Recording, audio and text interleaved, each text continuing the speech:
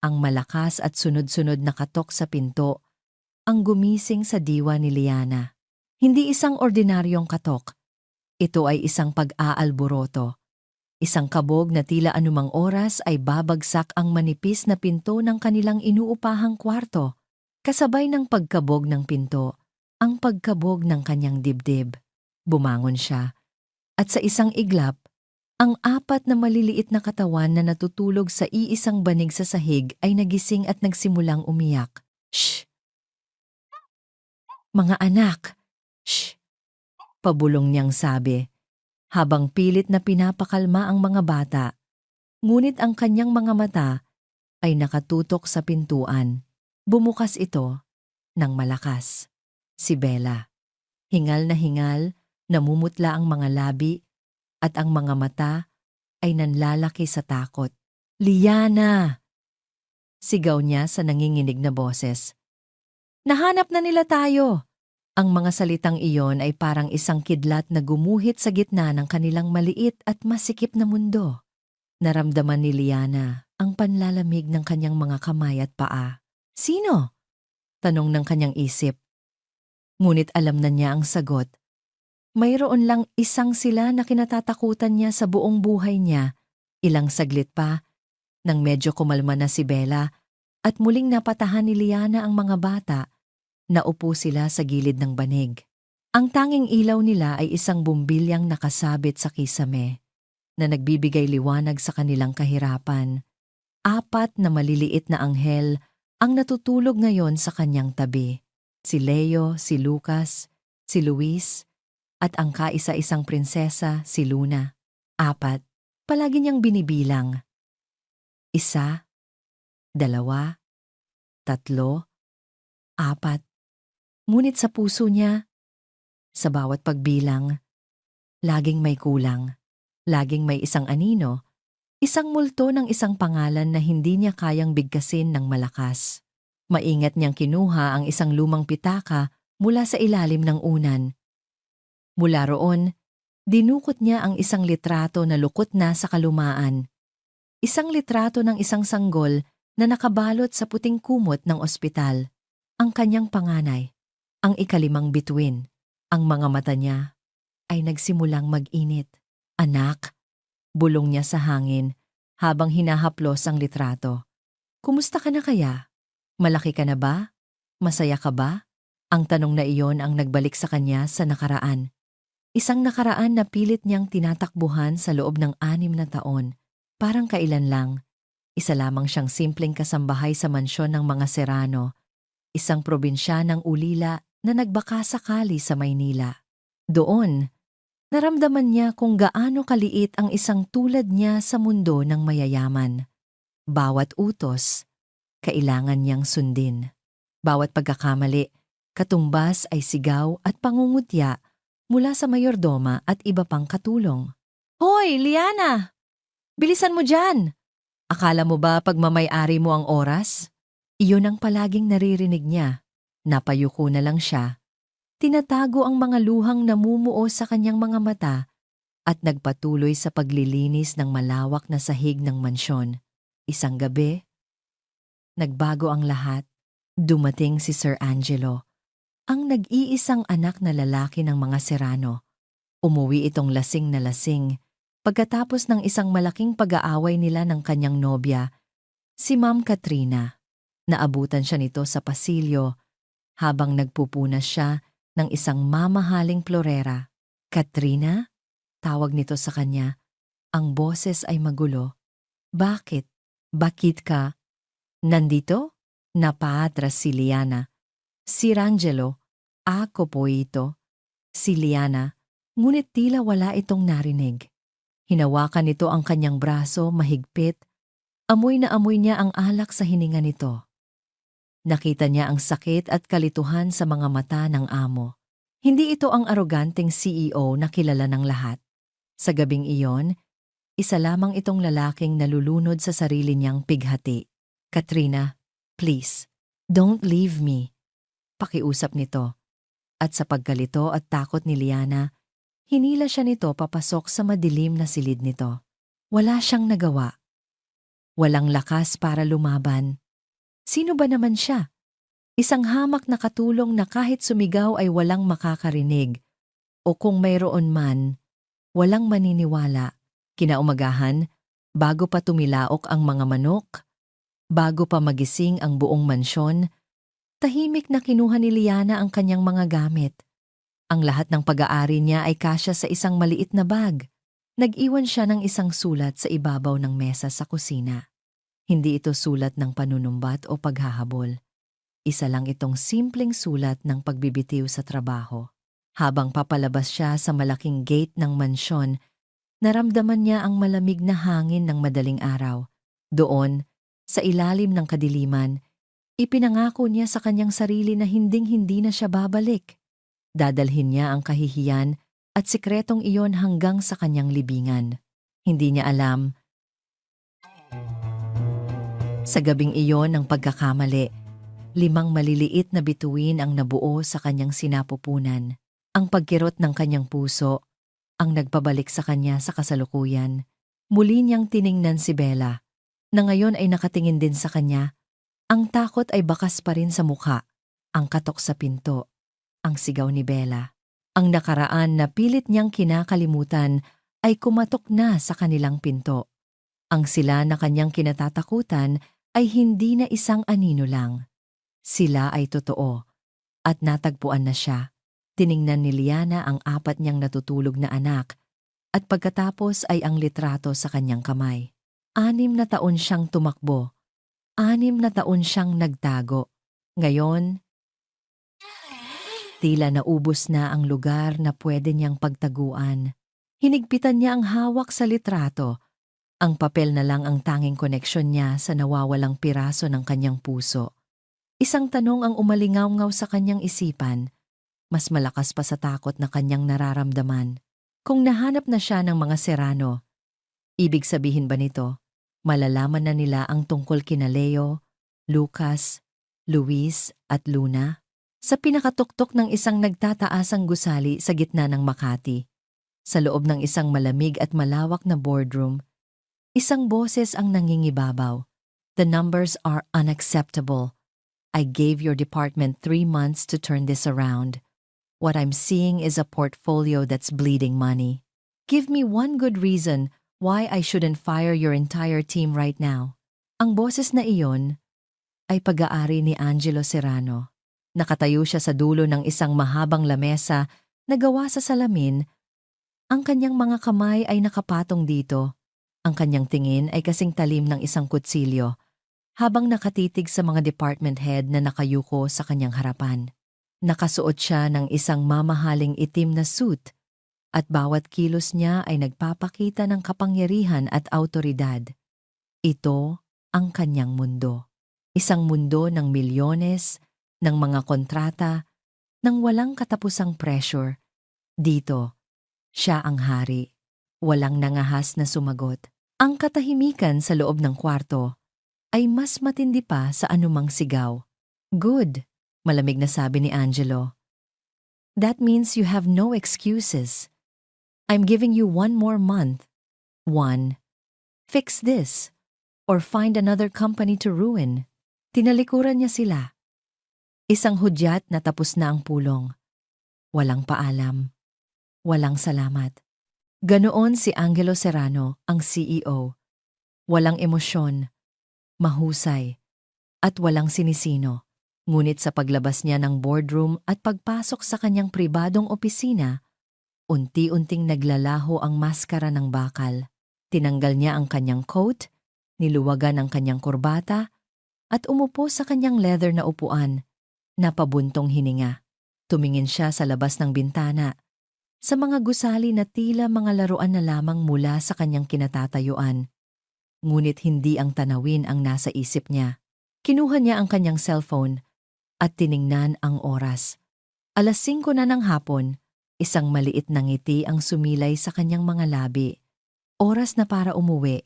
Ang lamig at tensyon ng Serrano Tower ay napalitan ng init at halakhak pagpasok ni Angelo sa pinto ng kanyang penthouse.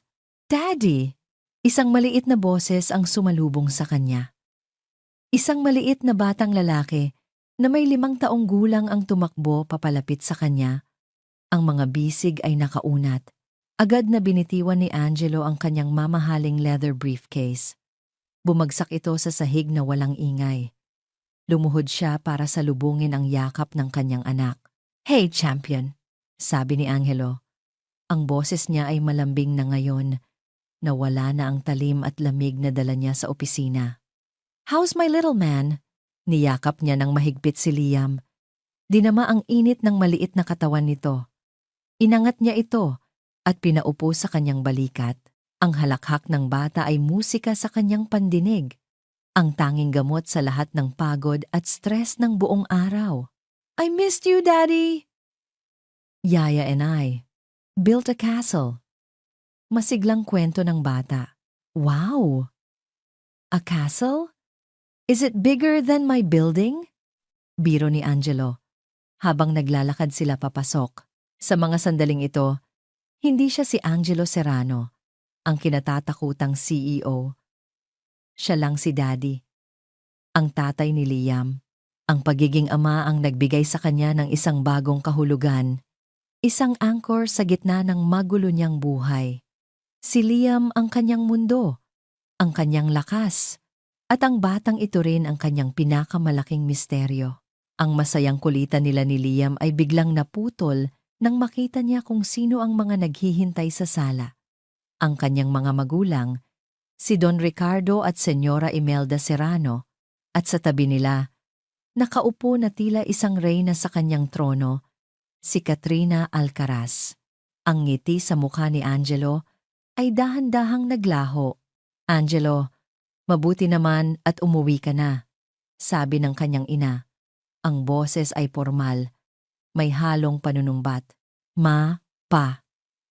"Katrina!" bati niya. Habang maingat na ibinababa si Liam, "I wasn't expecting you. We decided to have dinner here. It's been a while," sabi naman ni Don Ricardo.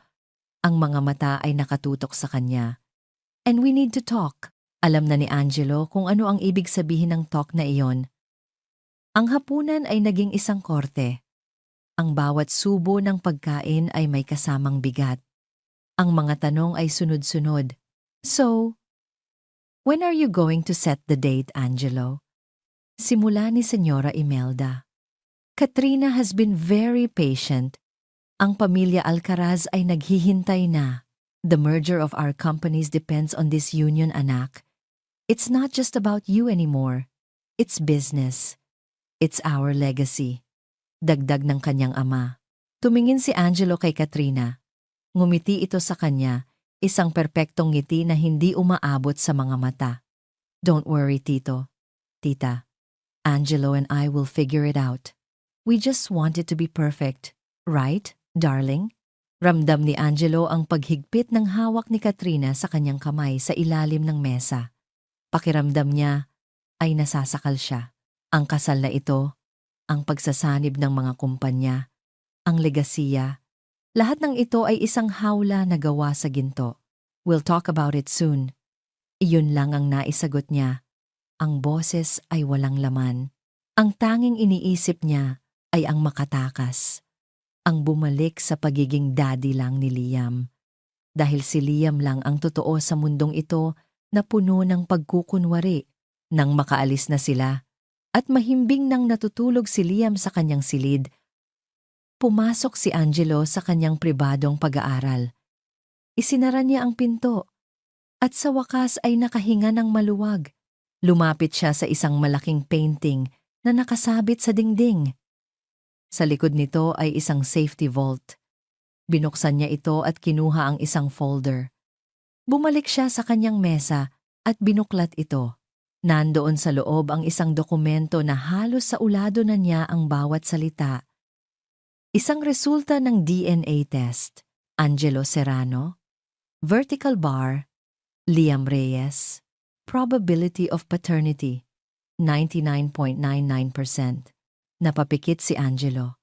Sa tuwing nakikita niya ang resultang iyon, dalawang magkasalungat na emosyon ang nararamdaman niya. Ang walang katapusang pasasalamat at ang matinding pagsisisi. Sino ang babaeng iyon? Pilit niyang inaalala ang gabi.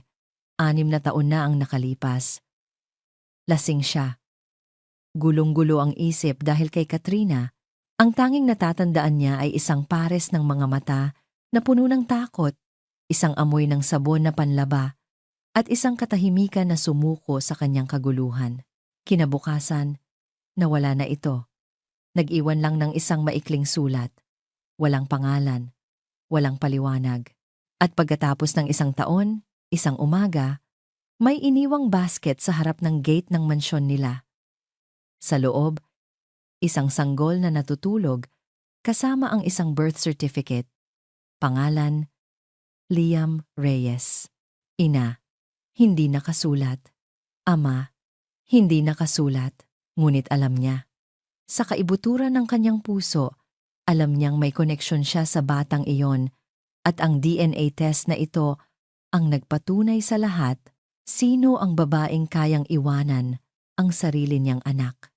Ngunit sino rin ang babaeng nagbigay sa kanya ng pinakamahalagang regalo sa kanyang buhay. Ibinaba niya ang folder at tumingin sa labas ng bintana. Hahanapin kita. Bulong niya sa dilim. May utang ako sa iyo. May utang ako sa anak natin. Kahit anong mangyari, hahanapin kita. Sa gitna ng kanyang determinasyon, biglang tumunog ang kanyang cellphone, isang numero na hindi nakarehistro. Nag-alinlangan siya, ngunit sinagot niya ito, Sir Angelo Serrano? Tanong ng isang boses sa kabilang linya. Speaking. Sir, this is your private investigator. I have news. Biglang tumayo si Angelo. Ang puso niya ay nagsimulang tumibok ng mabilis. What is it? Mayroon po kaming unang lead. May nakakita sa isang babae na kamukha ng description na ibinigay niyo. Nandito siya sa Maynila. Sa isang lugar sa Tondo. Ang amoy ng bagong timplang kape at ang ingay ng espresso machine ang bumubuo sa mundo ni Bella Cruz araw-araw.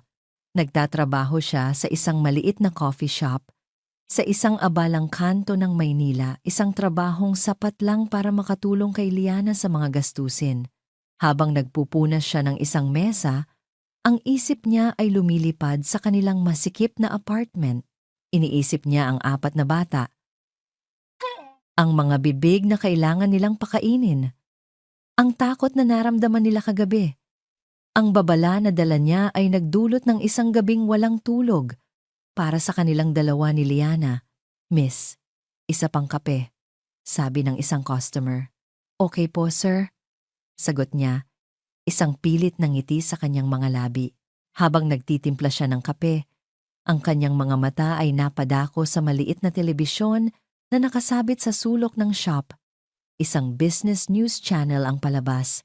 Karaniwan, hindi niya ito pinapansin, ngunit isang pamilyar na pangalan ang narinig niya, Serrano Group of Companies, sa pamumuno ng kanilang CEO, si Mr. Angelo Serrano. Natigilan si Bella. Ang tasa ng kape sa kanyang kamay ay bahagyang nanginig. Dahan-dahan, itinaas niya ang kanyang tingin at doon sa screen nakita niya siya, si Angelo Serrano, nakasuot ng business suit, nagsasalita sa isang press conference. Ang kanyang tindig ay puno ng kumpiyansa. Ang kanyang mukha ay mas gumwapo pa sa paglipas ng mga taon. Gwapo, mayaman, makapangyarihan. Lahat ng bagay na pinapangarap ng isang babae, lahat ng bagay. Naramdaman niya ang paghigpit ng kanyang kamao sa ilalim ng counter. Ang kanyang mga kuko ay bumaon sa kanyang palad. Isang pamilyar na kirot ang gumapang sa kanyang dibdib. Isang halo ng inggit, pagsisisi, at isang lihim na pananabik. Ang mukha sa telebisyon ang nagbalik sa kanya sa nakaraan, sa pinakamabigat na desisyon na ginawa niya sa buong buhay niya. 6 na taon na ang nakalipas. Ang amoy ng ospital, hindi kape, ang bumabalot sa kanya. Nakaupo siya sa isang upuan sa tabi ng kama kung saan mahimbing na natutulog si Liana. Ang kanyang kaibigan ay maputla, pagod na pagod mula sa isang panganganak na hindi nila inaasahan. Hindi isa, hindi dalawa, 5, 5 maliliit na sanggol ang nasa nursery ng pampublikong ospital na iyon. 5 magkakaparehong mukha. 5 buhay na biglang nakaatang sa balikat nilang dalawa. Tiningnan niya si Liana, na sa wakas ay nakatulog pagkatapos ng maraming oras ng pag-iyak at pag-aalala. Paano, bulong ni Liana, bago ito makatulog?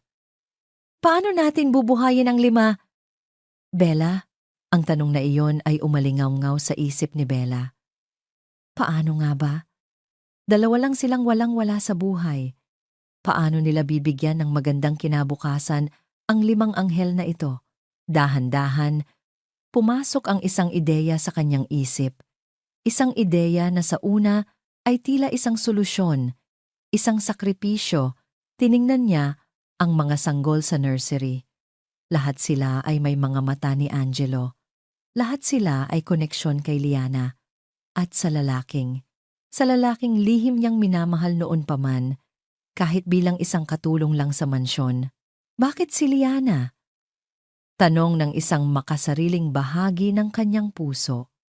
Isang gabi lang, isang pagkakamali, pero siya ang biniyayaan ng 5 anak mula kay Angelo, habang siya, si Bella, na laging nasa tabi ni Liana, ay isang anino lamang. Dito nabuo ang kanyang plano, isang plano na binalot niya sa kabutihan. Kung isa sa mga bata ay mapupunta kay Angelo, magkakaroon ito ng buhay na hindi nila kayang ibigay. Magkakaroon ito ng lahat. At siya, si Bella, siya ang magiging tulay. Baka sa pamamagitan nito, mapansin siya ni Angelo. Baka maalala siya nito bilang tagapagligtas ng anak niya. Kinagabihan, habang mahimbing pa rin ang tulog ni Liana, isinagawa niya ang kanyang plano. Maingat niyang kinuha ang panganay, ang pinakamalakas na sanggol na lalaki. Hinalikan niya ito sa noo. Ang mga luha ay nagsimulang mamuo sa kanyang mga mata. Nag-abang siya ng taxi at nagpahatid sa Forbes Park. Ang hangin ay malamig at ang bawat kanto ay pamilyar sa kanya mula sa mga araw na nagtatrabaho pa siya doon. Nakatayo siya ngayon sa harap ng malaki at itim na gate ng mansyon ng mga Serrano. Ang puso niya ay kumakaripas. Ito na, walang atrasan, maingat niyang inilagay ang sanggol na nakabalot sa isang mainit na kumot sa loob ng isang basket na dala niya. Walang sulat, walang kahit anong pagkakakilanlan maliban sa birth certificate na itinago niya sa ilalim ng kumot. Para ito sa'yo, Liana. Bulong niya sa hangin. Pinipilit kumbinsihin ang sarili. Para sa kinabukasan ng pamangkin ko. Patawarin mo ako. Isang huling tingin sa mahimbing na natutulog na sanggol. Isang huling halik sa hangin. Pagkatapos, tumalikod siya at tumakbo. Tumakbo siya palayo sa gate, palayo sa bata, palayo sa kanyang kasalanan, habang ang kanyang mga luha ay walang tigil sa pag-agos. Miss, yung kape ko. Ang sigaw ng customer ang nagpabalik kay Bella sa kasalukuyan. Nagising ang kanyang diwa. Nanginginig ang kanyang mga kamay. Habang inaabot niya ang tasa, "Sorry po," sabi niya. Hindi makatingin, ng diretso. Ang alaala ay sariwa pa rin. Masakit pa rin. Sa loob ng 6 na taon, dinala niya ang bigat ng lihim na iyon. Ang bawat ngiti ng 4 na bata sa bahay ay isang paalala ng isa na wala roon. Ang bawat hirap ni Liana ay isang saksak sa kanyang konsensya. Nang matapos ang kanyang shift, nagmamadali siyang umuwi. Ang mukha ni Angelo sa TV at ang alaala ng gabing iyon ay patuloy na naglalaro sa kanyang isip. Habang naglalakad siya sa isang masikip na eskinita, biglang nag-vibrate ang kanyang cellphone. Kinuha niya ito mula sa kanyang bulsa. Inaasahan na si Liana ang tumatawag. Ngunit hindi. Isang text message mula sa isang numerong hindi niya kilala. Binuksan niya ito. 2 pangungusap lang ang nakasulat, ngunit sapat na iyon para manlamig ang buong katawan niya at halos mabitawan ang kanyang cellphone. Alam ko ang tinatago mo. Alam ko ang tungkol kay Liana at sa mga bata. Napahinto si Bella sa gitna ng eskinita. Tiningnan niya ang numero. walang pangalan. Isang numero na halatang galing sa isang prepaid SIM na madaling itapon. Hindi ito biro. Hindi ito nagkataon lang. May nakakaalam. May nagmamasid sa kanila. Walang oras para mag-isip. Walang oras para magtanong. Ang mga salita ni Bella, "Nahanap na nila tayo," ay sapat na para kumilos si Liana. Ang takot ay isang latigo na humahampas sa kanyang likod. Nag-uutos sa kanyang gumalaw ng mabilis. Sa gitna ng gabi, sa liwanag ng iisang bumbilya, ang kanilang maliit na kwarto ay naging sentro ng isang desperadong pag-aalboroto. "Ang mga damit ng mga bata, Bella, isilid mo sa isang bag," utos ni Liana. Ang boses ay nanginginig, ngunit pilit na pinatatatag para sa mga anak na ngayon ay gising na at umiiyak. Nalilito sa biglaang kaguluhan. "Mama, where are we going?" tanong ni Luis habang kinukusot ang kanyang mga mata. "Maglalaro lang tayo, anak," pagsisinungaling ni Liana habang mabilis na isinusuot ang mga damit ng mga bata. "Maglalaro tayo ng taguan." Si Bella ay gumagalaw na parang ipo-ipo. Isinisilid ang lahat ng kaya nilang dalhin sa dalawang malaking bag. Mga damit, kaunting delata, ang mga tsinelas na luma habang nag-iimpake. Ang text message sa kanyang cellphone ay parang isang multo na nakatitig sa kanya. "Alam ko ang tinatago mo." Sa loob ng kalahating oras, iniwan nila ang kwartong naging tahanan nila. Naglakad sila sa madidilim na eskinita.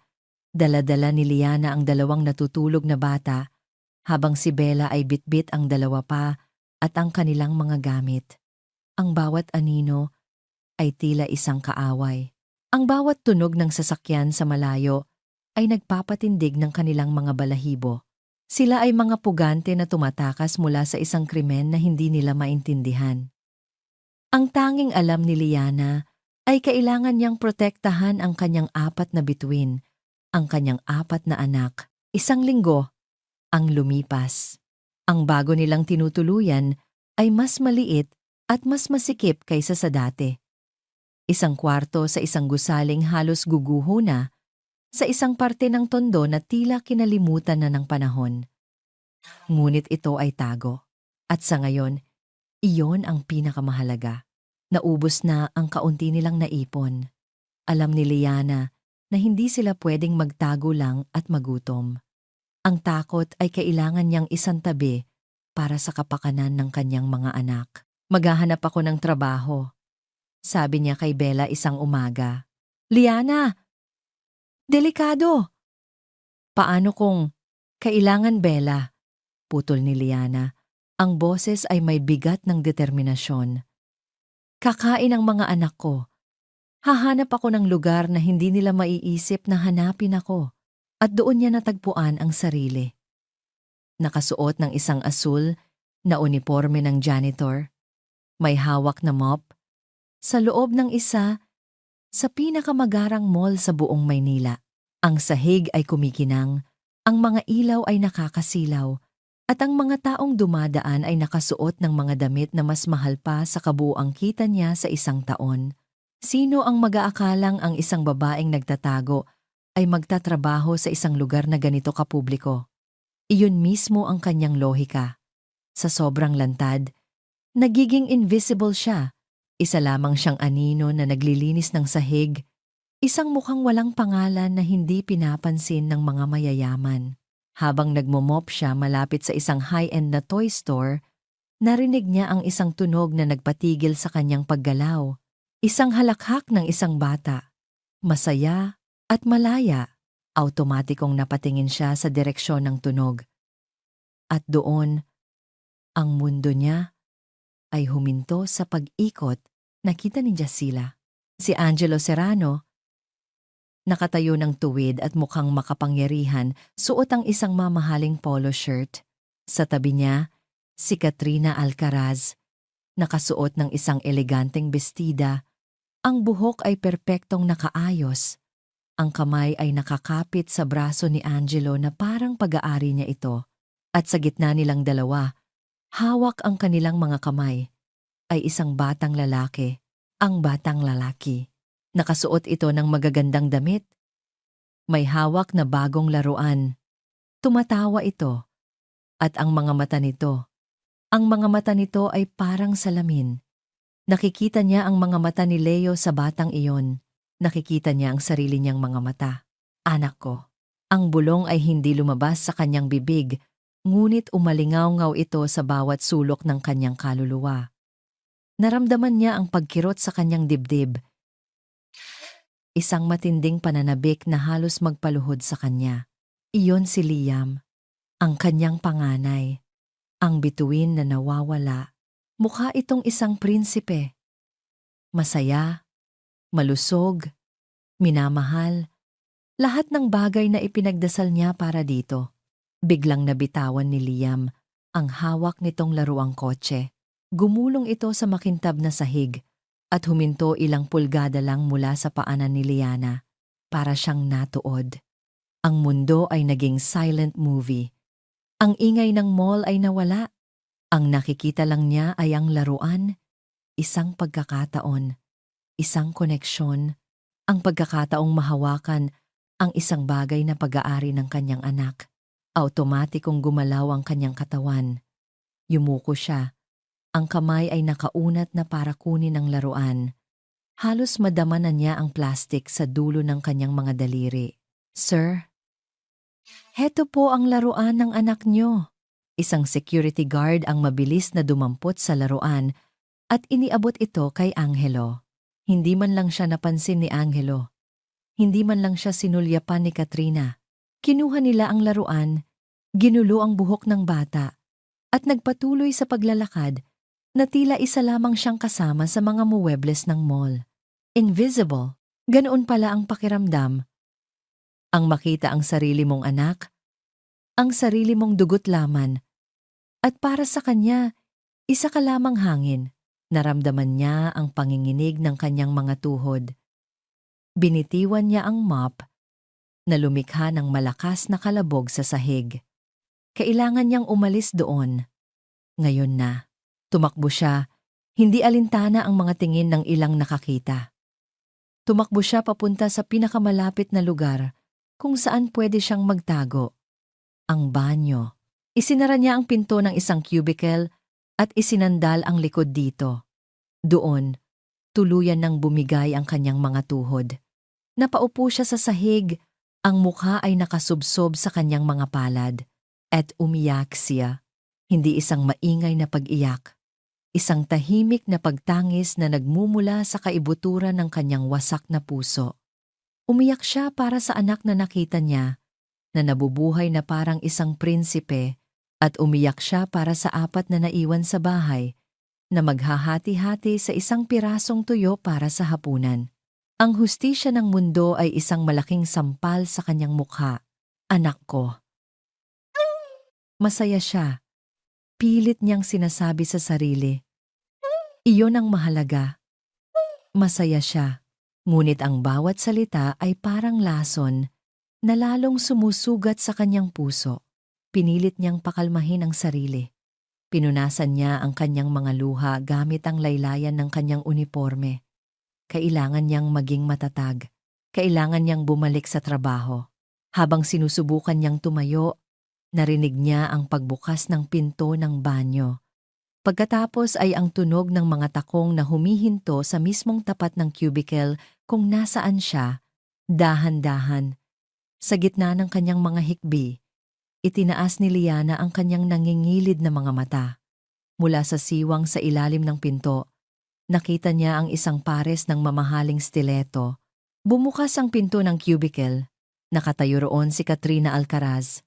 Ang kanyang braso ay magkasalikop sa kanyang dibdib. Ang mga labi ay nakanguso sa pagkadiri habang tinitingnan ang kaawa-awang anyo ni Liana na nakaupo sa sahig. Hindi ito tingin ng pagkaawa. Hindi rin ito tingin ng pagkainis. Ito ay isang tingin na puno ng pag-usisa at matalas na pagsisiyasat. Ang mamahaling sapatos ni Angelo Serrano ay lumubog sa putik. Hindi siya sanay sa ganitong lugar. Ang hangin ay mabigat, may amoy ng basang lupa, maruming kanal, at pinaghalong ulam mula sa mga bahay na dikit-dikit.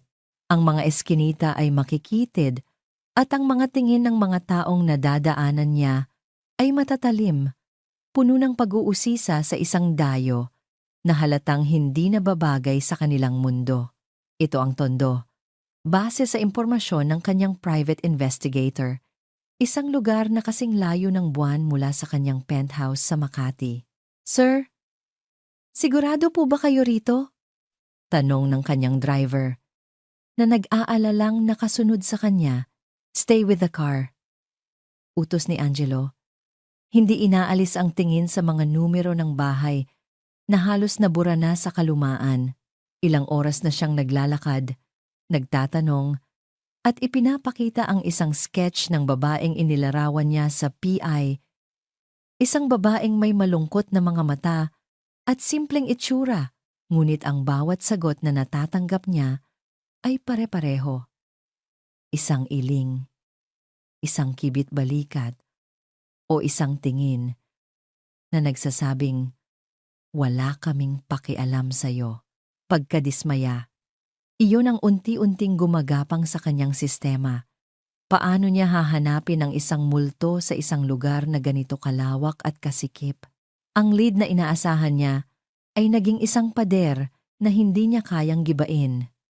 Napagod, bumalik siya sa kanyang air-conditioned na sasakyan, dala ang bigat ng isa na namang kabiguan. Ang imahe ng babaeng iyon, ang ina ng kanyang anak, ay lalong lumalabo. Pag-uwi niya sa kanyang penthouse, ang katahimikan at karangyaan ng lugar ay isang malaking sampal kumpara sa pinanggalingan niya. Ang gusto lang niya ay makita si Liam at kalimutan ang araw na ito, ngunit may iba siyang naabutan. Darling. Si Katrina, nakaupo sa kanyang sofa, na parabang pag-aari niya ito nakangiti sa kanya. Katrina, what are you doing here? Tanong niya. Hindi na sinubukang itago ang pagod sa kanyang boses. I was worried. You seemed so stressed lately. Sabi nito. Tumayo at lumapit sa kanya para ayusin ang kwelyo ng kanyang damit. How was your day? Any luck with your search? May kung anong kislap sa mga mata ni Katrina habang binibigkas ang salitang search. Isang kislap na hindi niya lubos maintindihan. Nothing. It was a dead end. Maikli niyang sagot, umiiwas sa tingin nito. Oh, I'm sorry to hear that, sabi ni Katrina. Ang boses ay puno ng pekeng simpatiya. Naglakad ito papunta sa bar at nagsalin ng alak para sa kanya. You know, something strange happened at the mall the other day. Hindi sumagot si Angelo. Hinayaan lang itong magpatuloy. The janitress, sabi ni Katrina habang inaabot sa kanya ang baso. The one who made a scene at the comfort room. Remember? When I went in, she was on the floor crying. She looked so terrified and familiar in a way. Don't you think it's odd for someone to be that scared over nothing? Bahagyang kumunot ang noo ni Angelo. Naalala niya ang babae. Ngunit ang isip niya ay masyadong abala sa sarili niyang paghahanap para bigyan ito ng pansin. It's a mall, Katrina. People are weird. I have more important things to think about. Isang bahagyang ngiti, halos hindi mahahalata, ang sumilay sa labi ni Katrina bago ito uminom mula sa sarili nitong baso. Of course, darling. You're right. I'm sure it's nothing. Ngunit sa loob-loob ni Katrina, nagsimula ng umikot ang mga engranhe ng kanyang isipan. Ang pagkakahawig nito sa ilang mga larawan niya noong mas bata pa siya at ang timing ng lahat ng ito. Hindi ito nagkataon lang. Kung si Angelo ay naghahanap ng isang babae mula sa nakaraan, pagkaalis niya sa penthouse ni Angelo, ang unang ginawa niya ay tawagan ang sarili niyang tao. Hindi isang ordinaryong investigador. Isang tao na sanay sa maruming trabaho, na kayang maghalungkat ng mga sikreto na hindi kayang hukayin ng iba. I have a job for you, sabi ni Katrina sa kanyang cellphone habang nagmamaneho. There's a janitress at the Grand Apex Mall. I want you to find out everything about her. Her name, where she lives, her history, who she talks to, what she eats for breakfast. Everything. I want her live on my desk by tomorrow. Para kay Katrina, ito ay isang laro ng chess. Si Liam ay isang balakid. Ngunit isang balakid na matatanggap niya. Ngunit ang pagdating ng ina ng bata, iyon ay isang reyna ng kalaban na papasok sa laro at hindi niya hahayaang may sumira sa kanyang perpektong plano. Ang kasal kay Angelo ay hindi lang tungkol sa pag-ibig. Ito ay tungkol sa pagsasanib ng dalawang pinakamalaking korporasyon sa bansa. Ito ay tungkol sa kapangyarihan at hindi niya hahayaang isang hamak na babae ang humadlang doon. Sa kabilang banda, si Angelo, na walang kamalay-malay sa mga galaw ni Katrina, ay pumasok sa silid ni Liam. Mahimbing nang natutulog ang bata, payapa ang mukha. Umupo si Angelo sa gilid ng kama at hinaplos ang buhok ng anak. Ang lahat ng pagod at pagkadismaya niya ay naglalaho sa tuwing nakikita niya ang mukhang ito. Ang mukha na kamukhang-kamukha niya, ngunit may mga matang. Ang mga matang hindi niya alam kung kanino nagmana. Biglang tumunog ang kanyang cellphone. Isang tawag mula sa kanyang PI. Napabuntong hininga siya. Inaasahan na wala pa ring balita. "Sir," sabi ng boses sa kabilang linya, "may halong pag-apura. May bago po tayong impormasyon. Hindi po natin natagpuan yung babae sa sketch pero may nahanap po kaming iba." "What is it?" tanong ni Angelo. Ang interes niya ay biglang nabuhay.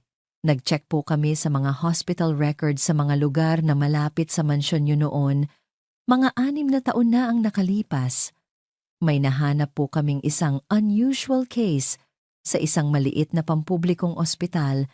Napatayo si Angelo. Lumabas ng kwarto ni Liam para hindi ito maistorbo. "Unusual how, sir?" "Isang kaso po ng quintuplet birth. 5 sanggol.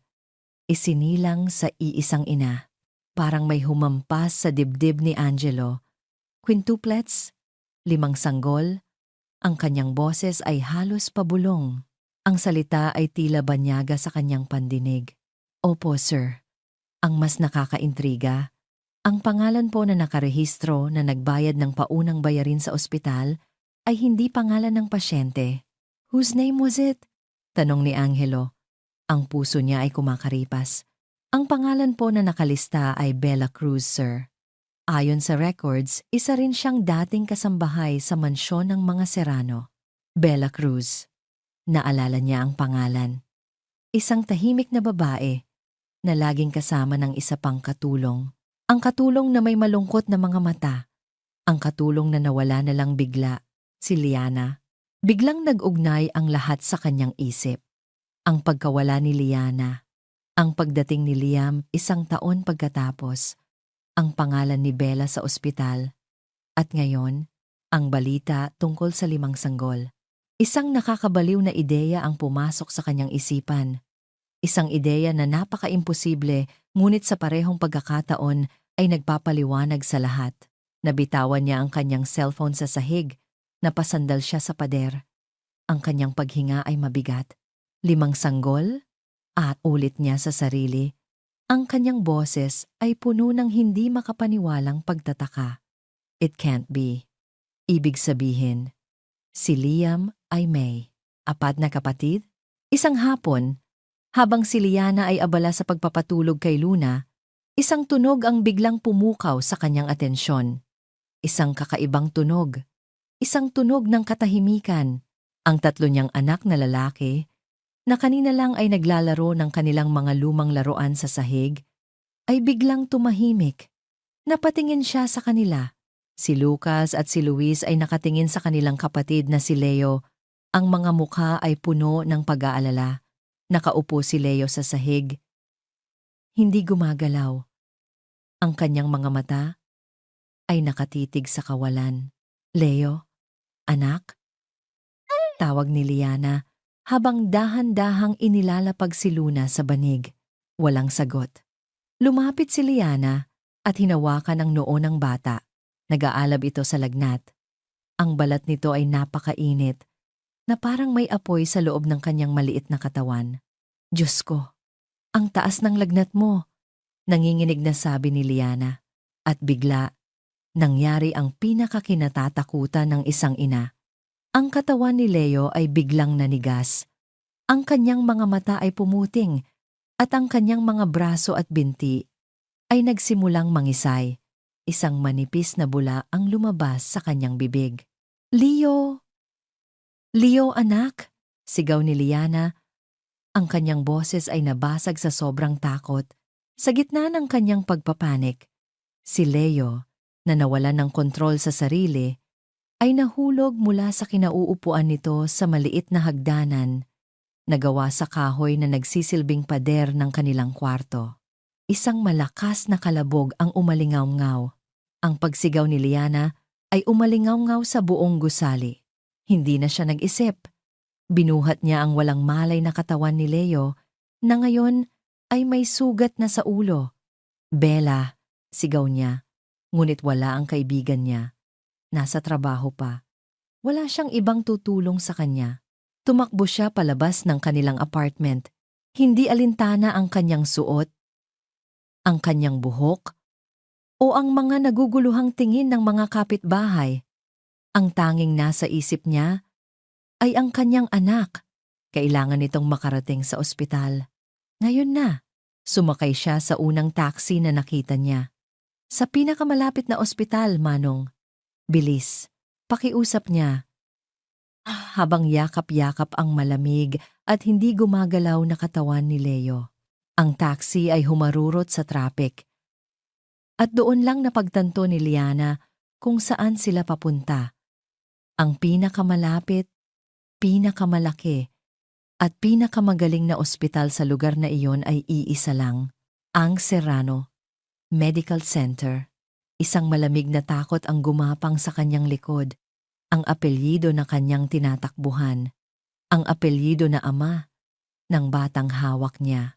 Ngunit anong pagpipilian niya? Ang buhay ng kanyang anak ay nakasalalay dito. Ipinikit niya ang kanyang mga mata at nagdasal. Sa parehong sandali, sa pinakamataas na palapag ng Serrano Medical Center, si Angelo Serrano ay nakaupo sa isang board meeting. Inip na inip siya. Ang mga numero sa PowerPoint presentation ay lumalabo sa kanyang paningin. Ang isip niya ay nasa ibang lugar. 5 sanggol. Ang impormasyong iyon mula sa kanyang PI ay hindi siya pinatulog buong gabi.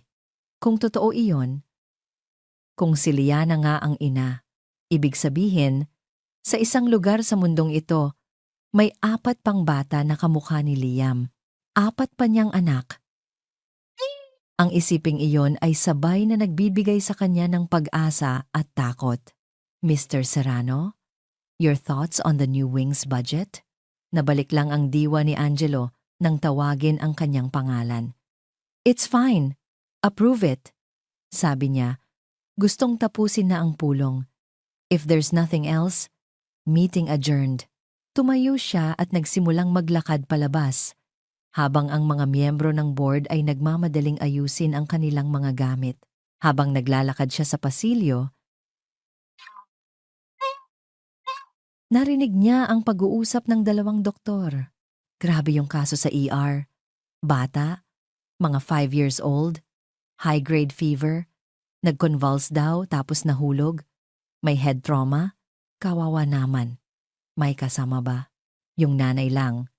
Halatang walang-wala. Pero ang nakapagtataka, Dok, yung bata. Kamukhang kamukha ni Sir Angelo nung bata. Nakita ko yung mga litrato sa labi. Natigilan si Angelo. Ang mga paa niya ay tila napako sa sahig. Dahan-dahan siyang lumingon sa mga doktor. Ngunit hindi na niya sila pinansin. Ang kanyang atensyon ay napunta sa isang babaeng nakaupo sa sahig sa dulo ng pasilyo, sa labas ng emergency room. Nakayuko ito. Ang buhok ay nakatakip sa kanyang mukha. Ang kanyang mga balikat ay nanginginig sa pag-iyak. Isang babaeng mukhang pagod, marumi at wasak. Ngunit kahit nakatalikod, kilala niya ang hubog ng katawan na iyon. Kilala niya ang paraan ng pag-iyak na iyon. Sa kabilang dako ng lungsod, sa isang barangyang opisina, si Katrina Alcaraz ay nakatingin sa isang brown envelope na kalalapag lang sa kanyang mesa. Galing ito sa kanyang PI. Binuksan niya ito ng walang pag-aalinlangan. Ang laman nito ay mga litrato. Ang unang litrato ay isang babae ang janitress mula sa mall. Sa ilalim, may nakasulat na pangalan, Liana Reyes.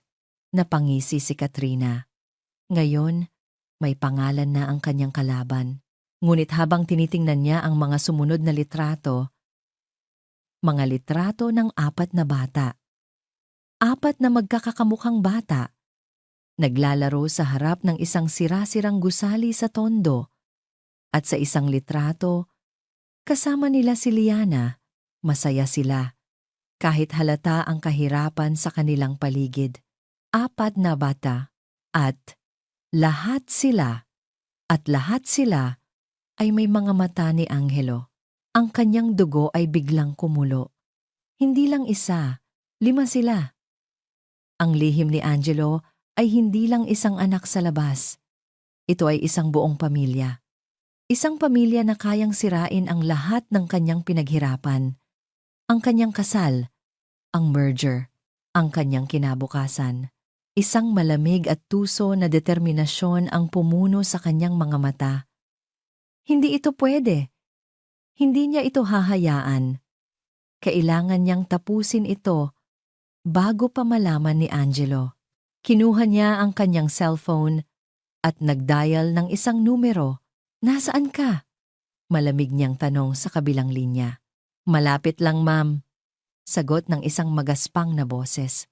Good! Alam mo na ang address ng babaeng iyon sa tondo. Gusto kong pumunta ka doon ngayon. Utos ni Katrina. Ang boses niya ay kasing talim ng yelo. Gusto kong magkaroon ng isang aksidente. Isang sunog. Mula sa isang faulty electrical wiring. Siguraduhin mong walang makakalabas. Siguraduhin mong magmumukha itong isang trahedya. Sa ospital, hindi alam ni Liana ang panganib na nagbabadya sa tahanang iniwan niya. Ang tanging mundo niya ay ang pasilyong iyon, ang pintuan ng ER na ayaw bumukas. Diyos ko, iligtas niyo po ang anak ko. Paulit-ulit niyang bulong, ang mga luha ay patuloy sa pag-agos. Naramdaman niyang may tumayo sa kanyang harapan. Hindi niya ito pinansin, ngunit nagsalita ito. Isang boses mula sa kanyang nakaraan. Isang boses na, sa loob ng 6 na taon, ay narinig niya sa kanyang mga bangungot at pinakamatinding takot. Liana? Ang boses ay mababa, nag-aalinlangan, ngunit hindi maipagkakaila kung kanino, na puno ng yelo ang kanyang mga ugat. Dahan-dahan na parang sa isang masamang panaginip, itinaas niya ang kanyang nangingilid na mga mata, nakatayo sa kanyang harapan.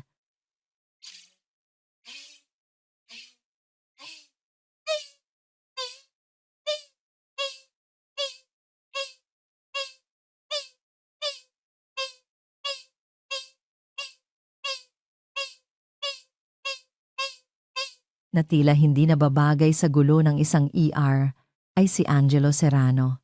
Ang kanyang mukha ay puno ng pagkalito, pagtataka, at isang emosyon na hindi mabasa ni Liana. Nakatingin ito sa kanya. Nakita na siya. Nahanap na siya.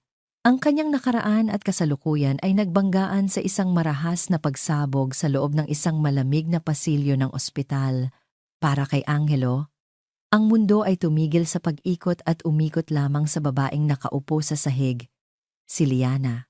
Ang pangalan ay isang multo sa kanyang isipan sa loob ng 6 na taon. At ngayon, ang multo ay nagkaroon ng laman. Pagod, marumi, at takot na takot. Liana, akulit niya. Lumuhod para magpantay ang kanilang mga mata. Napaatras si Liana, na parang isang hayop na nasukol. Ang mga mata nito ay nanlalaki sa gulat at pagkasindak. Hindi, nagkakamali ka lang. Nanginginig niyang sagot.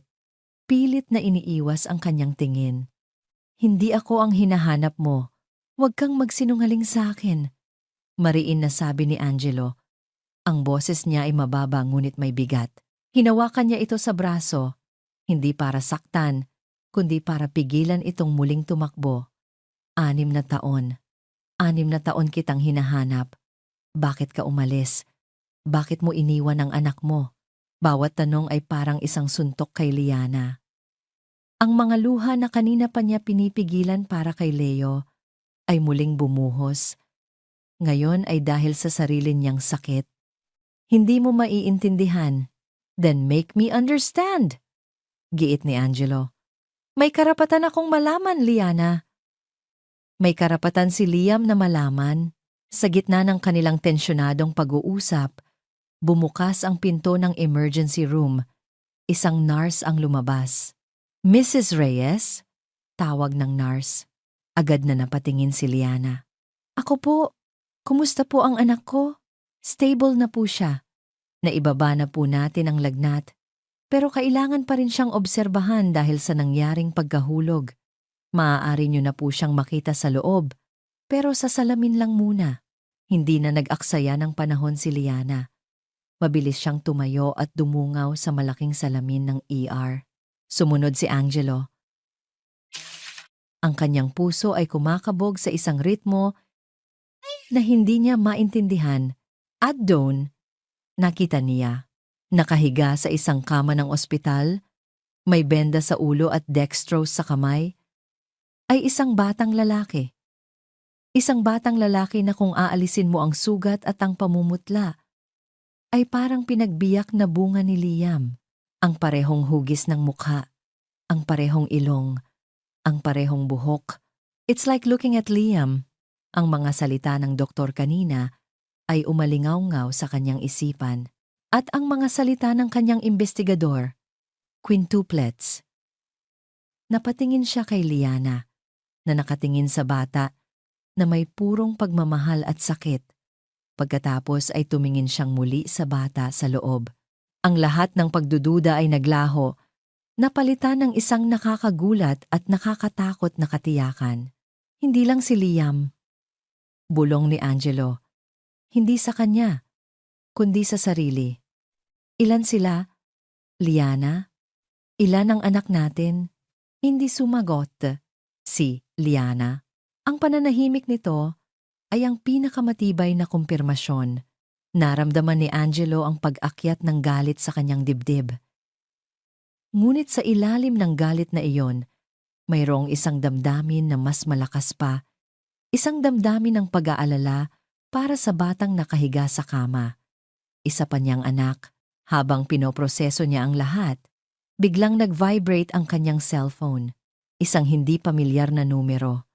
Inisip niyang balewalain ito, ngunit may nag-udyok sa kanya na sagutin. Hello? Sagot niya. Ang boses ay magaspang. Angelo. Si Bella to. Ang boses sa kabilang linya ay halos histerikal. Puno ng pagpapanik at takot. Bella? Anong nangyayari? Angelo, pakinggan mo ako. Yung apartment. Nasusunog. Yung apartment namin sa Tondo. Nasusunog. Ano? Sigaw ni Angelo, na nakakuha ng atensyon ng ilang tao sa pasilyo. Paano nangyari? Hindi ko alam. Pero hindi ito aksidente, Angelo. Sigurado ako. Yung text message. Yung pagmamanman. Nung isang araw, nakita ko si Katrina sa mall. Nakatingin kay Liana. Alam kong may kinalaman siya dito. Napahigpit ang hawak ni Angelo sa kanyang cellphone. Ang pangalan ni Katrina ay parang isang bombang sumabog sa kanyang pandinig. Teka, anong sinasabi mo? ANGMGA bata! Sigaw ni Bella. Ang boses ay tuluyan ng nabasag. Dapat nandoon sila sa apartment. Pero wala sila doon. Kasama sila ni Liana. Angelo. Kinuha niya si Leo. At kailangan mong malaman ang lahat. Sa gitna ng kanyang mga hikbi, ikinumpisal ni Bella ang lahat, ang pag-aalala niya para sa kinabukasan ng 5. Ang pag-iwan niya kay Liam sa gate ng mansyon. Ang pagsisisi na dinala niya sa loob ng 6 na taon. Kasalanan ko to, Angelo. Ako ang nag-iwan kay Liam, hindi si Liana. Mahal na mahal niya kayong lahat. 4 pa sila, Angelo. May 4 ka pang anak. At sa tingin ko, sinusubukan silang patayin ni Katrina. Ang bawat salita ni Bella ay isang saksak sa puso ni Angelo. Ang buong katotohanan ang 5 bata, ang sakripisyo ni Liana, ang kasalanan ni Bella, at ang karumal-dumal na balak ni Katrina ay bumuhos sa kanya ng sabay-sabay. Nabitawan niya ang cellphone. Hindi galit ang naramdaman niya. Hindi rin pagkagulat. Isang nakakakilabot na lamig ang gumapang sa kanyang buong katawan. Ang lamig ng isang taong nalaman na ang babaeng pakakasalan niya ay isang halimaw. Isang halimaw na kayang pumatay ng mga inosenteng bata para lang sa pera at kapangyarihan. Ang kanyang mga anak, na hindi niya kilala, ay muntik nang mamatay. Tumingin siya kay Liana, na ngayon ay nakatingin sa kanya. Ang mukha ay puno ng pagkalito sa narinig nitong bahagi ng usapan. Nawala na ang CEO. Nawala na ang lalaking naguguluhan. Ang natira ay isang ama. Isang ama na biglang nalaman na ang kanyang pamilya ay nasa bingit ng kamatayan. Lumapit siya kay Liana. Ang kanyang mga mata ay puno ng isang determinasyon na hindi pa kailanman nakita ni Liana. Isang determinasyon na nakakatakot, ngunit sa parehong pagkakataon ay nagbibigay ng isang kakaibang pakiramdam ng seguridad. Kinuha niya ang kamay ni Liana. Hindi ko hahayaang may manakit sa'yo at sa mga anak natin. Sabi niya, ang boses ay matatag at walang bahid ng pag-aalinlangan. Sumama ka sa akin. Ngayon din, hindi na nagtanong si Liana. Ang determinasyon sa mga mata ni Angelo at ang takot na dala ng mga narinig niyang salita mula sa cellphone nito ay sapat na para sumunod siya nang walang pag-aalinlangan. Ang kaligtasan ng kanyang mga anak ang tanging mahalaga. Mabilis ang mga pangyayari. Isang tawag lang ni Angelo at ang pinakamagaling na doktor sa ospital, ang personal na nag-asikaso kay Leo. Inilipat ito sa isang pribadong silid na may mga nurse na nagbabantay sa bawat sandali. Pagkatapos, sinundo sila ng isang itim at makintab na sasakyan na may tinted na mga bintana.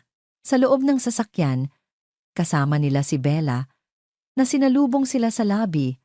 Ang mukha ay namamaga sa kaiiyak. Walang nagsasalita. Si Liana ay abala sa pag-aalaga kina Lucas, Luis, at Luna, nagulat at takot sa mabilis na pagbabago ng kanilang mundo. Si Bella ay nakayuko lang, hindi makatingin kay Liana, at si Angelo, na nakaupo sa harap, ay abala sa kanyang cellphone.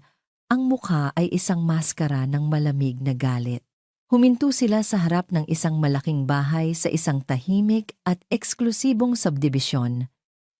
Hindi ito ang mansyon ng mga Serrano, kundi isang modernong bahay na napapaligiran ng mataas na pader, isang safe house. Pagpasok nila sa loob, sinalubong sila ng isang babaeng nasa katanghaliang gulang. Ako po si Yaya Nena. Huwag po kayong mag-alala, ligtas po kayo rito. Sa gitna ng malawak na sala, isa pang pinto ang bumukas. Mula roon, lumabas ang isang batang lalaki. Hawak-hawak ang isang laruang robot. Daddy, who are they? Napako ang tingin ni Liana sa bata. Si Liam, ang kanyang anak, ang kanyang panganay. Nakatayo ito sa kanyang harapan, buhay, at malusog. Ang 4 niyang anak na nasa likuran niya ay biglang tumahimik. Si Lucas, ang pinakamatapang sa kanila, ay dahan-dahang lumapit. Tinitigan niya si Liam mula ulo hanggang paa. Bakit? Bakit kamukha mo ako? Tanong ni Lucas. Ang boses ay puno ng pagtataka. Tumingin si Liam sa kanyang mga kapatid Pagkatapos ay kay Lucas. Ikiniling niya ang kanyang ulo. Bakit kamukha mo rin ako? Sa kauna-unahang pagkakataon sa loob ng 6 na taon, ang 5 bituin ay nasa iisang lugar. Ang eksena ay puno ng inosenteng pagkalito at isang hindi maipaliwanag na koneksyon. Para kay Liana, ang tanawin ay isang milagro na may kasamang matinding kirot. Ito ang pangarap niya. Ang pamilyang dapat sana ay buo. Nabasag lang ang sandaling iyon nang muling magsalita si Angelo. Ang boses ay seryoso. Yaya Nena, please take care of them. Liana, Bella, I need to go. May kailangan lang akong tapusin. Tumingin siya kay Liana. I promise, no one will ever harm you or our children again. Ang salitang our ay tumagos sa puso ni Liana. Ating mga anak, ang boardroom ng Serrano Tower ay hindi kailanman naging ganito kalamig at katahimik. Sa isang dulo ng mahabang mesa nakaupo si Don Ricardo at Senyora Imelda Serrano. Sa kabilang dulo, si Katrina at ang kanyang amang si Don Julio Alcaraz. Biglang bumukas ang pinto. Pumasok si Angelo. Ang kanyang presensya ay tila nagpababa ng temperatura sa silid. Angelo, anong ibig sabihin ng biglaang pagpupulong na ito? Tanong ni Don Ricardo. Hindi sumagot. Si Angelo, dumiretso siya sa gitna ng mesa at inilapag ang isang folder. The wedding is off. Isang kolektibong paghinga ng gulat ang narinig. What nonsense is this, Angelo? Sigaw ni Katrina, tumayo mula sa kanyang upuan. Is this about that woman? That filthy maid? Do not call her that. Mariing sabi ni Angelo. Ang boses ay mapanganib. Tumingin siya kay Katrina. Ang mga mata ay puno ng pagkasuklam. Tell me, Katrina, kumusta ang gabi mo? Nakatulog ka ba ng mahimbing? Alam na nag-utos ka na sunugin ang isang gusali na may mga batang natutulog sa loob? Namutla si Katrina. Ngumisi si Angelo. Isang ngisi na walang bahid ng saya. Binuksan niya ang folder. Ipinakita niya ang mga litrato ng sunog na apartment. Pagkatapos, isang kopya ng text message na natanggap ni Bella. At ang huli, isang sworn statement mula sa taong inutusan ni Katrina na nahuli ng mga tauhan ni Angelo bago pa man ito makatakas. He confessed everything, Katrina. Sabi ni Angelo. How you hired him. How you ordered him to burn them all alive. My children. Your children? Bulong ni Senyora Imelda. Ang mga mata ay nanlalaki sa gulat. Doon, isinalaysay ni Angelo ang lahat. Ang tungkol kay Liana at ang tungkol sa 5 niyang anak. Si Don Julio Alcaraz ay napatayo. Ang mukha ay pula sa galit at kahihiyan. Hinila niya ang anak. Let's go, Katrina. This family is a disgrace. Ngunit si Katrina ay hindi gumalaw. Nakatingin lang siya kay Angelo. Ang mukha ay isang maskara ng purong puot. You will regret this, Angelo. Banta niya. I will destroy you. I will destroy your family. I will take everything from you. You can't take what's already mine. Malamig na sagot ni Angelo habang tinitingnan ang kanyang mga magulang. My family. Pagbalik ni Angelo sa safe house, gabi na. Naabutan niya si Liana na nakaupo sa sala. Tahimik. Ang mga bata ay natutulog na sa isang malaking silid. Sa isang sulok, nakaupo si Bella. Nag-iisa, lumapit si Liana kay Bella. Matagal silang nagkatinginan. Patawarin mo ako, Liana. Umiiyak na sabi ni Bella. Sa lahat ng kasinungalingan, sa pag-aalis ko kay Liam, patawad. Hinawakan ni Liana ang kamay ng kaibigan. Naiintindihan ko kung bakit mo ginawa, Bella. Mahirap, pero naiintindihan ko. Salamat. Salamat. Dahil ikaw ang naging tulay para magkita kaming muli. Iyon ang simula ng pagpapatawad. Isang mahirap at masakit na proseso, Ngunit isang hakbang na kailangan nilang gawin. Nang matapos iyon, tumingin si Liana sa labas ng bintana. Ang buhay niya ay nagbago sa loob lang ng isang araw. Mula sa pagiging isang takas, ngayon ay nasa ilalim siya ng proteksyon ng lalaking ama ng kanyang mga anak. Ang lalaking minsan niyang kinatakutan at ngayon ay hindi niya alam kung ano ang dapat maramdaman. Naramdaman niyang may papalapit. Si Angelo. Tumayo ito sa tabi niya, nakatingin din sa dilim. Liana? Sabi nito, ang boses ay malumanay. Alam kong marami akong pagkukulang. Marami akong kailangang ipaliwanag at hingin ng tawad. Pero sa ngayon, ang gusto ko lang malaman mo ay ligtas na kayo. Tumingin si Liana sa kanya. Ang mga mata ay puno ng mga tanong na hindi masabi. Ano na ang mangyayari sa kanila? Habang nag-iisip siya, biglang tumunog ang kanyang cellphone. Isang numero na hindi niya kilala. Nag-aalangan. Sinagot niya ito. Hello? Liana Reyes? Tanong ng isang boses ng lalaki, formal at profesional. Sino po ito? Ako si Attorney De Castro, ang abogado ni Miss Katrina Alcaraz. Nanlamig ang buong katawan ni Liana. My client would like to make you an offer. Isang alok na siguradong hindi mo matatanggihan. 100 milyong piso. Sapat para mabuhay ka. At ang 4 mong anak ng marangya habang buhay. Iiwan mo lang si Liam. At lalayo ka na sa buhay ng mga Serrano. Forever. Narinig ni Angelo ang bawat salita mula sa kabilang linya. Nakita niya ang panlalamig sa mga mata ni Liana. Ang panginginig ng kamay nito habang hawak ang cellphone. 100 milyong piso, ang halaga ng isa niyang anak. Ang halaga para muling mawasak ang pamilyang kagagaling lang sa pagkakatagpo. Hindi na hinintay ni Angelo na sumagot si Liana. Kinuha niya ang cellphone mula sa kamay nito.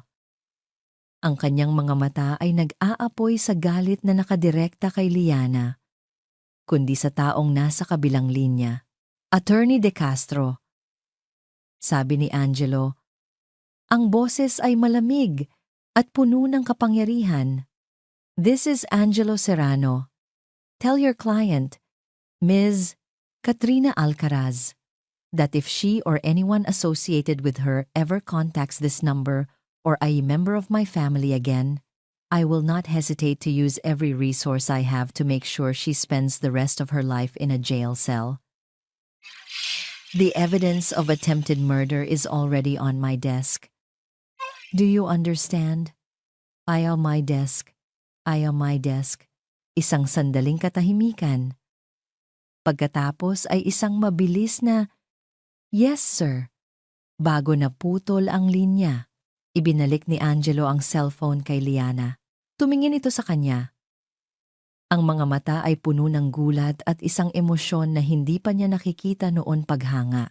Ngunit mabilis itong napalitan ng isang lumang damdamin, ang pagdududa sa sarili. Bakit? Bakit mo ginawa iyon? Tanong ni Liana. Ang boses ay mahina. 100 milyon, Angelo. Sapat na iyon para sa mga anak ko. Para sa kinabukasan nila. At para iwan si Liam? Putol ni Angelo, ang boses niya ay lumambot. Liana, walang halaga ng pera ang katumbas ng isang kumpletong pamilya. Hindi mo kailangang ibenta ang isang anak para mabuhay ang iba. Hindi na. Hinding-hindi na mangyayari iyon habang nabubuhay ako. Tumingin siya sa sahig. Nakita niya ang isang punit-punit na papel na nakaipit sa bulsa ng bestida ni Liana. Kinuha niya ito. Isang tseke.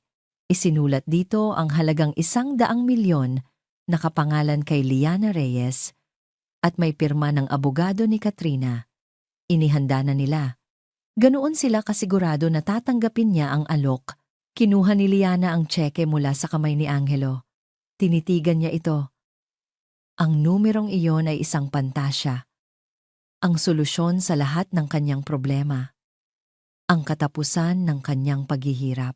Ngunit ang katapusan din ng kanyang pamilya. Dahan-dahan, sa harap ni Angelo, pinunit niya ang tseke. Pinunit niya ito sa gitna, pagkatapos ay sa 4, hanggang sa maging maliliit na piraso na lang ito na nahulog sa sahig na parang mga puting luha. Sa kilos na iyon, hindi lang isang tseke ang pinunit niya. Pinunit niya ang 6 na taon ng takot, ng pagdududa, at ng paniniwalang hindi siya karapat-dapat. Sa kauna-unahang pagkakataon, pinili niya ang pagiging buo kaysa sa pagiging ligtas. Pinili niya ang kanyang mga anak, lahat sila, kaysa sa kahit anong halaga ng pera. Isang maliit na ngiti ang sumilay sa labi ni Angelo. Sa sandaling iyon, kinabukasan, isinagawa ni Angelo ang kanyang pangako. Sa isang emergency joint board meeting ng Serrano Group at Alcaraz Corporation, iprinisenta ni Angelo ang lahat ng ebidensya laban kay Katrina, ang testimonya ng bayaran, ang mga security footage, ang mga financial records na nagpapakita ng malaking withdrawal mula sa account ni Katrina bago ang sunog. Ang eskandalo ay sumabog na parang isang bomba para protektahan ang kanilang sariling pangalan. Ang board ng Alcaraz Corporation ay walang nagawa, kundi bumoto para tanggalin si Katrina sa lahat ng kanyang posisyon. Si Don Julio, sa kahihiyan, ay nag-resign. Ang merger na pinaghirapan nila ng maraming taon ay gumuho sa loob lamang ng isang oras. Nawala lahat kay Katrina. Ang kanyang posisyon, ang kanyang kapangyarihan, ang kanyang reputasyon, at higit sa lahat, nawala sa kanya si Angelo. Sa paglipas ng mga araw sa safe house, unti-unting nagbabago ang lahat. Ang takot ay napalitan ng isang maingat na kapayapaan. Ang mga bata, na sa una ay nagtataka sa isa't isa, ay naging magkakampi. Si Liam, na lumaking mag-isa, ay biglang nagkaroon ng 4 na best friends. Si Leo, Lucas, Luis, at Luna, na lumaki sa hirap, ay namangha sa mga laruan at sa malambot na kama. Sa gitna ng lahat ng ito ay sina Angelo at Liana. Sinimulan nilang mag-usap, hindi bilang amo at katulong, o bilang dalawang taong pinagbuklod ng isang pagkakamali. Nag-usap sila bilang dalawang magulang. Isang gabi, habang pinapanood nila ang 5 bata na naglalaro ng board game sa sahig, nagsalita si Angelo. Liana. Napatingin si Liana sa kanya. I'm sorry for that night. Pagpapatuloy ni Angelo, ang mga mata ay puno ng tapat na pagsisisi. Lasing ako, magulo ang isip ko, pero hindi iyon excuse. Wala akong karapatang gawin sa'yo iyon. I was irresponsible. I was a coward. At dahil doon, nagdusa ka at ang mga bata sa loob ng 6 na taon. Patawarin mo ako. Naramdaman ni Liana ang pag-init ng kanyang mga mata. Ito ang mga salitang hindi niya alam na kailangan pala niyang marinig. Hindi niya kailangan ng pera o ng karangyaan. Ang kailangan niya ay ang pag-ako sa pagkakamali. Pinapatawad na kita, Angelo.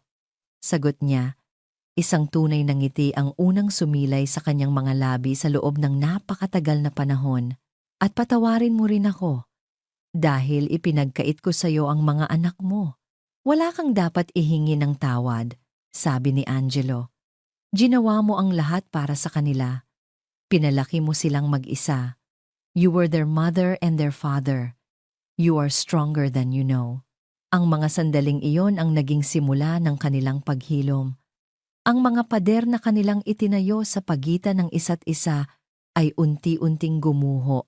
Sa bawat tawa ng mga bata, sa bawat pag-aalalang pinagsasaluhan nila, natutuklasan nila ang isa't isa sa isang bagong paraan.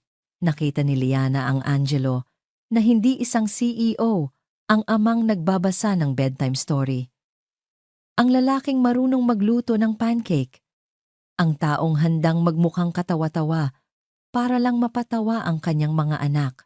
At nakita ni Angelo ang Liana na hindi isang biktima ang inang may walang katapusang pasensya. Ang babaeng may tapang na harapin ang kahirapan, ang taong may pusong puno ng pagmamahal. Isang gabi, matapos nilang patulugin ang mga bata, Naabutan ni Angelo si Liana na nakatayo sa may hardin, nakatingin sa mga bituin. Lumapit siya, ngunit hindi para magsalita.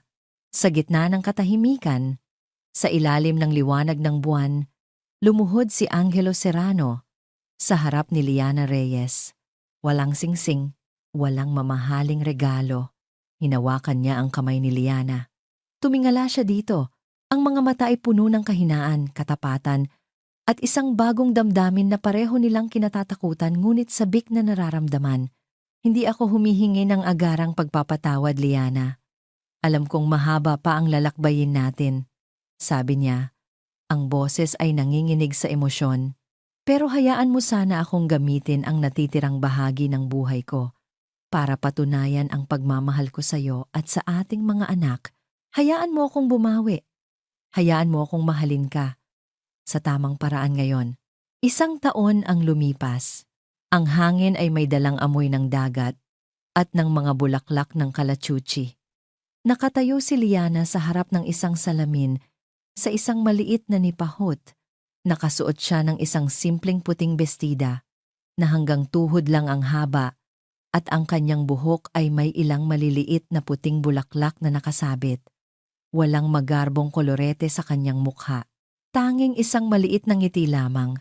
Mula sa salamin, nakikita niya ang tanawin sa labas. Isang maliit na grupo ng mga tao ang naghihintay sa dalampasigan. Ang kanyang mga magulang ang mag-asawang Serrano.